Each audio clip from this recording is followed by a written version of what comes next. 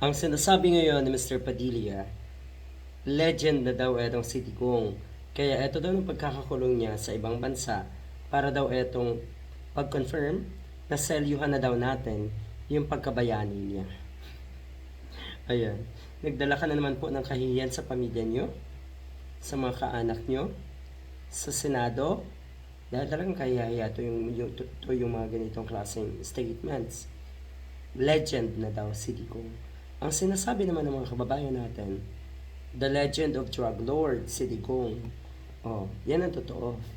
Senator Padilla, paano naman nagiging bayani si former Digong? Former President Digong.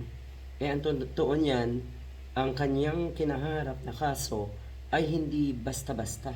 Hindi simpleng kaso lang, kundi crime against humanity ang kanyang kinaharap na kaso. Tapos bayani, hindi na ngayon nung mga katulad ng panahon na nagiging bayani. Anyway, ganyan kasi ang mga diehard eh. Yung mga kriminal, yung mga nakukulong, sila yung kahanga-hanga para sa mga DDS. Ito daw ay katatawanan. Nagpapatawa daw ikaw, Mr. Robin Padilla. Paano daw magiging bayani ang isang tao na kinasuhan nga ng crimes against humanity? Totoo naman, bayani siya para sa inyong mga pulpol.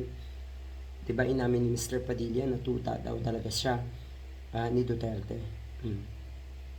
Legend talaga siya at di siya makakalimutan daw ng mga Filipino, sabi ng isa.